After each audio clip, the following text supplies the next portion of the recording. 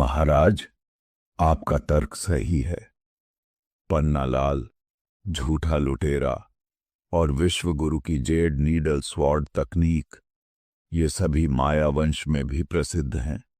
बिखरे हुए साधकों की तो बात ही छोड़िए। उनमें से किसी एक का सामना करने पर मैं नहीं डरूंगा। एक साथ दो का सामना करने पर मैं पूरी ताकत से भी जीत हासिल करने के लिए संघर्ष कर सकता हूं, लेकिन सात एक साथ हमला कर रहे हैं। यहां तक कि हॉल मास्टर तूफान को भी भागना पड़ेगा। मेघरथ ने सिर हिलाया। इसमें कोई आश्चर्य नहीं कि वे काला बाजार से बाहर निकलते ही हमला करने की हिम्मत कर लेते थे। इन व्यक्तियों में वाकई ऐसी क्षमताएं थीं। सुमन की आंखें चमक उठीं। भुवनेश्वर पहले ही राजकुमार के साथ लड़ाई के बाद घायल हो चुके थे। उस मोटे आदमी को बचाने की कोशिश करना इतना आसान नहीं होगा। मेघरथ ने स्वीकृति में घुरघुराहट की और बातचीत जारी रखने का इरादा किया। तभी एक घुड़सवार तेजी से उसके पास आया। सुनहरे कवच पहने एक गार्ड उतरा और घुटनों के बल बैठ गया। उन्होंने इसे सम्राट के गोल्डन गार्ड के सदस्य के रूप में पहचाना। उनमें से हर एक के पास 7 सितारा लेवल की ताकत थी, जो उन्हें सच्चा कुलीन बनाती थी। उनके तत्काल आगमन ने स्पष्ट रूप से महत्वपूर्ण समाचार का संकेत दिया। महाराज, सबसे पहले हम विदा लेंगे। कोई जरूरत नहीं। यह वह व्यक्ति है जिसे मैंने भुवनेश्वर का पता लगाने के लिए भेजा था। मेघ ने अपना हाथ हिलाया और हैरान भाव से गोल्डन गार्ड की ओर मुड़ा। मैंने तुमसे कहा था कि उसका पीछा करते रहो। तुम इतनी जल्दी क्यों लौट आए? गार्ड ने सिर झुकाया। उसका चेहरा डर से भरा हुआ था। महाराज, यह मेरी विफलता है। मैंने उसे खो दिया। मेघ ने भौहें सिकोड़ी। विस्तार से समझाओ, गोल्डन गार्ड ने जल्दी से कहा। एल्डर भुवनेश्वर ने ब्लैक मार्केट के स्टीवर्ड को धोखा दिया, लेकिन मुझे बेवकूफ नहीं बना सका। मैंने अपनी सांस रोक ली और पानी के नीचे उसका पीछा किया। मैं उसे किनारे तक ट्रैक करता रहा, लेकिन थोड़ी दूर चलने के बाद भुवनेश्वर ने अचानक गति बढ़ा दी और मैं उसे खो बैठा। मेघ की नाराजगी और भी बढ़ गई। उसका रास्ता शहर की ओर ही होगा। अगर तुम उसका पीछा करते रहोगे तो तुम्हें अंततः सुराग मिल ही जाएगा। इतनी जल्दी वापस क्यों लौटना? गोल्डन गार्ड ने आगे कहा। महाराज, मैंने उसका शहर में पीछा किया, लेकिन कुछ ही दूर जाने पर मैंने देखा कि हर जगह खून ही खून फैला हुआ था। विश्वगुरु, लंगड़ा लुटेरा, पन्नालाल और अन्य सभी सातों मर चुके थे। यह जानते हुए कि यह गंभीर था, मैं रिपोर्ट करने के लिए वापस भागा। मृत? मेघ दंग रह गया। तुम्हारा मतलब है कि मोटे आदमी पर हमला करने वाले 7 बिखरे हुए साधक न केवल असफल हुए, बल्कि सभी मारे गए? हां, गोल्डन गार्ड ने बताया। जब एल्डरलिंग मेरी नजरों से ओझल हुए थे, तब से लेकर जब मैंने उनके शव देखे, तब तक 100 से भी कम सांसें गुजरी थीं। मैंने ध्यान से जांच की, 7 एक्सपर्ट एक साथ मारे गए थे। पहली और आखिरी मौत एक दूसरे से 10 सांसों के भीतर हुई थी। मेघ का दिमाग घूम गया। वह क्षण भर के लिए अवाक रह गया।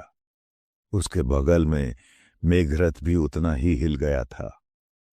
कुछ ही क्षण पहले वे इस बात पर सहमत हुए थे कि भले ही 7 हमलावर अपने लक्ष्य पर कब्जा न कर पाएं, लेकिन बिना किसी नुकसान के पीछे हटना कोई समस्या नहीं होगी। अब ये 7 9वें स्तर के ओरिजिन कोर क्षेत्र के एक्सपर्ट थे। शाही महल पर हमला करने में भी उन्हें कम से कम 1 घंटा लग जाता, जिसमें अनगिनत लोग हताहत होते, फिर भी वे अपने प्रतिद्वंद्वी के सामने 10 सांस भी नहीं टिक पाते। रास्ता दिखाओ, मुझे यह खुद देखना होगा। मेघ ने अभी भी अविश्वासपूर्वक अपना हाथ हिलाया। मेघरथ ने उनका पीछा किया। जल्द ही वे उस गली में पहुंच गए जहां लड़ाई हुई थी। जमीन पर खून अभी जमना बाकी था। सातों एक्सपर्ट अस्त व्यस्त पड़े थे। उनकी आंखें अविश्वास से भरी हुई थीं, मानो वे अपने अंतिम क्षणों में भी अपनी मृत्यु को स्वीकार नहीं कर पा रहे थे। इन दोनों को कंधे पर वार करके कुचल दिया गया। इन दोनों को तलवार की ऊर्जा से मारा गया। मास्टर मियाओलियन अपनी जेड नीडल स्वॉर्ड तकनीक का उपयोग करने के बाद ब्लेड की ऊर्जा से घायल हो गईं, जिसने उनकी आत्मा को अलग कर दिया। मेघ धीरे धीरे शवों के पास से गुजरा और मौत के कारणों का विश्लेषण करने लगा। 10 सांसों की तो बात ही छोड़िए, शायद 5 भी नहीं थीं। सभी 7 एक्सपर्ट मारे गए। मेघरथ कांप उठा। इससे पहले उसने सोचा था कि उसके और प्रतिद्वंद्वी के बीच का अंतर इतना बड़ा नहीं है कि वह प्रयास करके उसे पकड़ सकता है, लेकिन अब उसके ये भ्रम पूरी तरह से टूट चुके थे। यह कोई छोटा अंतर नहीं था, यह एक दुर्गम खाई थी। हमें एल्डर भुवनेश्वर के साथ अच्छे संबंध बनाने चाहिए और उन्हें कभी नाराज नहीं करना चाहिए। मेघ को भी डर की लहर महसूस हुई। शुक्र है कि पहले उनमें कोई झगड़ा नहीं हुआ, अन्यथा सुलह की कोई गुंजाइश नहीं होती। घोड़े पर सवार होकर विपिन ने अपना सिर हिलाते हुए दूर जाने का इशारा किया। पन्नालाल और अन्य लोगों को मारकर उसने उनकी लाशें लूट लीं। फिर भी उनकी संयुक्त संपत्ति मुश्किल से 10 लाख सोर्स कॉइन के बराबर थी। वास्तव में दरिद्रता। इसमें कोई आश्चर्य नहीं कि उन्होंने डकैती का सहारा लिया। अपने घर वापस आकर विपिन ने नो नीड हॉल से प्राप्त औषधीय जड़ी बूटियां लुओरुऑक्सी और अन्य लोगों में वितरित की। फिर उसने आरव को बुलाया। हालांकि आरव ने कुछ ही दिनों से साधना की थी, लेकिन उसके पास प्रचुर संसाधन थे। फिर भी वह पहले ही ओरिजिन कोर के 4थे लेवल तक पहुंच चुका था। अपने टीचर को अकेले में बुलाते हुए देखकर वह उलझन में लग रहा था। मैंने हाल ही में ईश्वर का पागलपन नाम की एक भाला तकनीक सीखी है। मैं इसे तुम्हें सिखाऊंगा। विपिन ने आरव के भाले को पकड़ा और तेजी से वार किया। भाला एक उल्का पिंड की तरह आगे बढ़ा और एक तेल के दीपक के सामने रुक गया, लेकिन उसकी लौ बुझी नहीं, यहां तक कि उसे टिमटिमाने भी नहीं दिया। आरव की आंखें चौड़ी हो गईं। वह दीपक बुझा सकता था या भाले से सटीक निशाना भेज सकता था, लेकिन लौ को विचलित किए बिना इतनी गति से चलना उसके लिए अकल्पनीय था। यदि यह स्वर्ग में होता तो स्पेस को मोड़कर ऐसी सटीकता प्राप्त की जा सकती थी, लेकिन उनके टीचर ने कोई स्पेशल एडजस्टमेंट नहीं किया था, जिससे वह चकित रह गए। विपिन ने भाला वापस खींच लिया। यह एक भाग्य मार्शल आर्ट टेक्निक है। आरव ने उत्सुकता से देखा। विपिन ने समझाया, अस्तित्व में हर चीज जन्म से लेकर मृत्यु तक भाग्य से बंधी हुई है। उदाहरण के लिए, अगर तुम करीमनगर में मेरी क्लास में नहीं आए होते तो यहां स्रोत दुनिया में होने के बजाय आप संभवतः 6 फीट नीचे दबे होते। आरव ने सिर हिलाया। आकाश का समय प्रवाह मास्टर टीचर महाद्वीप से बहुत अलग था। जो वहां 5 साल जैसा लगता था, वह यहां सहस्राब्दियों के बराबर था। विपिन के मार्गदर्शन के बिना वह बहुत पहले ही नष्ट हो गया होता। विपिन ने आगे कहा, भाग्य अमूर्त है, फिर भी उसे नकारा नहीं जा सकता। यह नियति को आकार देता है। कुछ लोग चट्टानों से गिरने पर मामूली चोटों के साथ बच जाते हैं, जबकि अन्य साधारण गलतियों से मर जाते हैं। जिस क्षण मैंने भाला फेंका, मैंने दीपक का भाग्य निर्धारित कर दिया था। न बुझना और न ही डगमगाना। चाहे प्रहार कितना भी शक्तिशाली क्यों न हो, परिणाम पहले से ही तय था। आरव समझ गया। भाग्य अदृश्य होते हुए भी वास्तविक था। अपने स्टूडेंट को समझ में आते देख विपिन ने उसे ईश्वर की पागलपन भाला तकनीक सिखाई। आरव की अपेक्षाकृत कम साधना के बावजूद एक्सपर्ट के रूप में उनके अनुभव ने उन्हें आधे घंटे के भीतर इसमें महारत हासिल करने में सक्षम बनाया। पहले तो दीपक अभी भी टिमटिमा रहा था, लेकिन अभ्यास के साथ यह पूरी तरह से डगमगाना बंद हो गया। जैसे ही आरव ने तकनीक को निपुण किया, विपिन ने स्वर्ग की दिव्य ऊर्जा का एक उछाल महसूस किया जो उसकी ओर बढ़ रहा था। बहती हुई प्रकाश धारा किस्मत बदलने वाले काले अघोर चाकू टेक्निक के जलधारा से प्रतिस्पर्धा करने लगी, जिसके निर्माण के लिए स्वर्ग की दिव्य ऊर्जा के हजारों धागों की आवश्यकता थी। यह स्वर्ग विपिन आश्चर्यचकित था। आरव को सिखाकर उसने अप्रत्याशित रूप से खुद साधना में प्रगति प्राप्त कर ली थी। उन्होंने महसूस किया कि क्यों स्वर्ग के मास्टर स्टूडेंट को ट्रेन करने पर जोर देते थे। स्वर्ग की भाग्य टेक्निक सिखाने से प्रत्यक्ष लाभ प्राप्त हुए। यद्यपि प्राप्त ऊर्जा केवल उसके स्वर्गीय भाग्य धाराओं को ही बढ़ा सकती थी, यह उसकी शक्ति में उल्लेखनीय सुधार करने के लिए पर्याप्त थी। उत्साहित होकर विपिन ने और अधिक शिष्यों को और अधिक तकनीकें सिखाने का संकल्प लिया। अपनी धाराओं को बढ़ाने से वह तेजी से आगे बढ़ सकेगा, संभवतः दक्ष रैंक के पीक तक पहुंच सकेगा। दूसरों को इकट्ठा करके विपिन ने किस्मत बदलने वाले काले अघोर चाकू टेक्निक सिखाना शुरू किया, यह देखने के इरादे से कि कौन इसमें महारत हासिल कर सकता है।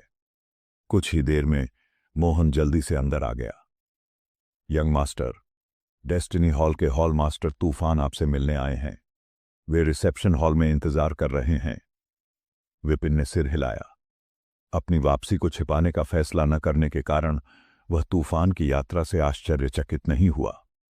उसने अपने शिष्यों को तूफान से मिलने जाने से पहले अभ्यास जारी रखने का निर्देश दिया। हॉल में तूफान और ऑडिन एक दूसरे के सामने बैठे थे। जब विपिन वहां आया तो ऑडिन खड़ा हो गया और अपनी मुट्ठियां बांध लीं। एल्डर भुवनेश्वर, ओह नहीं, वाइस हॉल मास्टर, मुझे अपनी शुरुआती बधाई देने दें। Vice hall master? विपिन हैरान था। तूफान ने मुस्कुराते हुए सिर हिलाया। हमने पहले ही एल्डर काउंसिल की बैठक आयोजित कर ली है और आपको वाइस हॉल मास्टर के पद पर पदोन्नत करने का फैसला किया है। यह आपका नियुक्ति पत्र है। अब से आप और वाइस हॉल मास्टर ऑडिन संयुक्त रूप से हान युआन शहर में डेस्टिनी हॉल का प्रबंधन करेंगे। आइए इसे और भी बेहतर बनाने का प्रयास करें। नियुक्ति पत्र लेते हुए विपिन के चेहरे पर उत्साह दिखा। मेरा ख्याल रखने के लिए धन्यवाद हॉल मास्टर। अगर आपने मुझे गोलियां नहीं दी होती तो मैं इतनी जल्दी सफल नहीं हो पाता।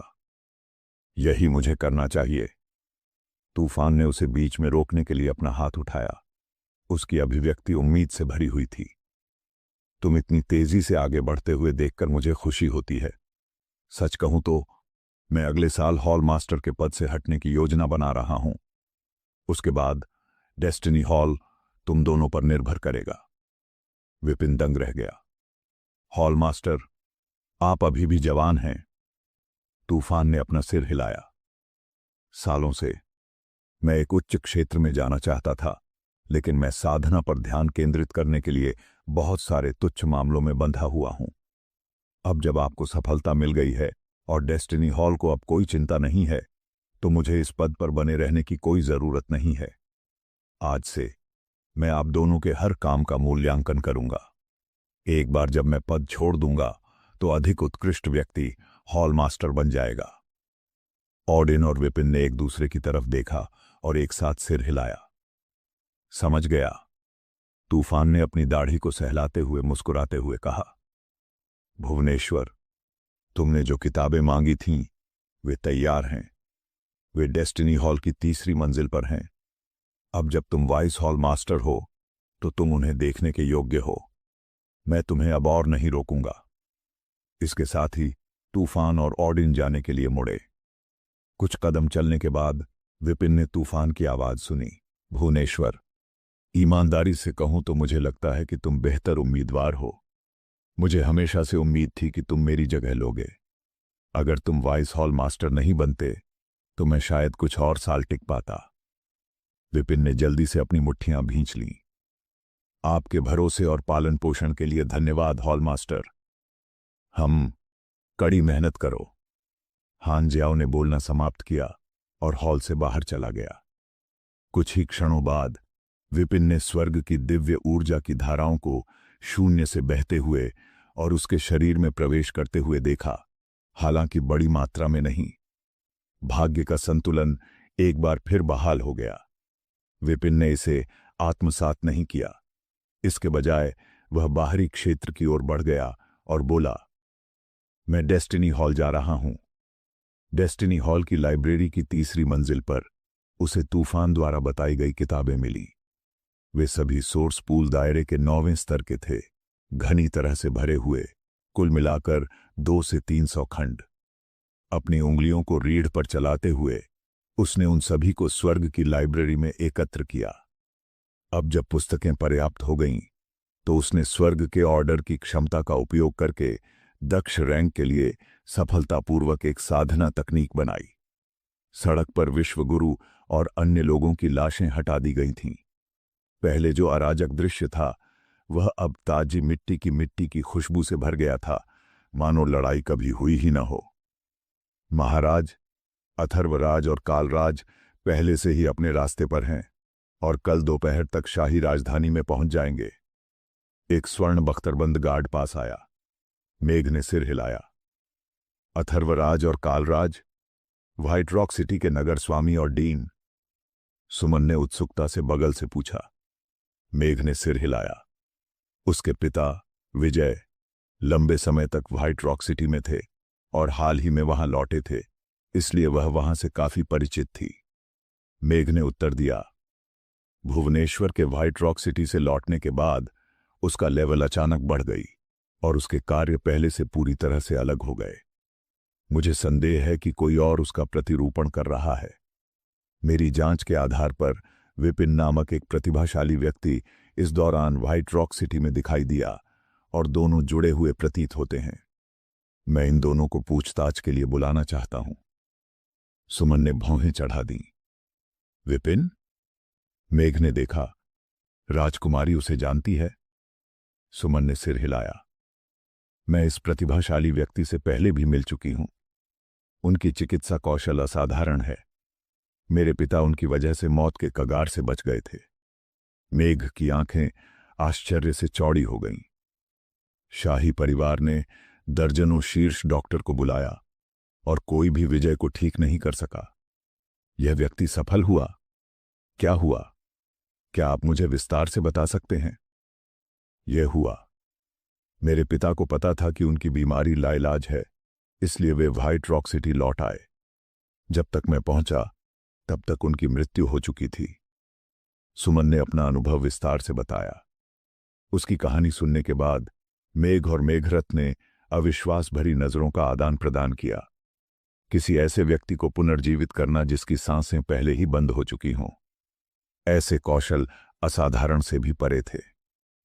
भाई, क्या आपको संदेह है भुवनेश्वर छद्म रूप में विपिन है? मेघरथ ने पूछा। मेघ ने सिर हिलाया। बिल्कुल। अचानक व्यक्तित्व परिवर्तन असामान्य नहीं है, लेकिन इस तरह के कठोर परिवर्तन अत्यंत दुर्लभ हैं। उदाहरण के लिए, क्या बूढ़ा भुवनेश्वर आपके साथ युद्ध करने के लिए सहमत होगा? और जब उसका सामना पन्ना लाल और अन्य लोगों से होगा तो क्या वह उन सभी को मार देगा जिससे कोई भी जीवित न बचे? मेघरथ चुप हो गया। भुवनेश्वर की ताकत कमजोर नहीं थी, लेकिन शहर में उसकी प्रतिष्ठा हमेशा औसत दर्जे की रही थी। हाल की घटनाएं वीरता और निर्णायकता से भरी हुई थीं, जो उसके पहले वाले व्यक्तित्व से बिल्कुल अलग थी। इसका कोई मतलब नहीं है। एक पल की चुप्पी के बाद मेघरथ ने कहा, अगर यह एक भेस है तो वह किस्मत बदलने वाले काले अघोर चाकू टेक्निक का प्रदर्शन कैसे कर सकता है? यह सबसे बड़ी खामी थी। स्वर्ग की भाग्य तकनीकें केवल अवलोकन से नहीं सीखी जा सकती। केवल वे ही भाग्य लॉक को खोल सकते हैं और उनका अभ्यास कर सकते हैं जिन्हें धारक पहचानता है। इस प्रकार जबकि कोई व्यक्ति किसी अन्य का रूप धारण करने के लिए छद्मवेश का उपयोग कर सकता है, वहीं भाग्य टेक्निक के प्रयोग से उनका तुरंत पर्दाफाश हो जाएगा। मेघ ने कहा, क्या आपने राक्षस के बारे में सुना है? बेशक। कहा जाता है कि वे स्वर्गीय पैटर्न को बाधित करते हैं और पूर्व निर्धारित भाग्य को बदलते हैं, जिसे डेस्टिनी हॉल बर्दाश्त नहीं कर सकता। क्या आप सुझाव दे रहे हैं कि विपिन एक राक्षस हो सकता है?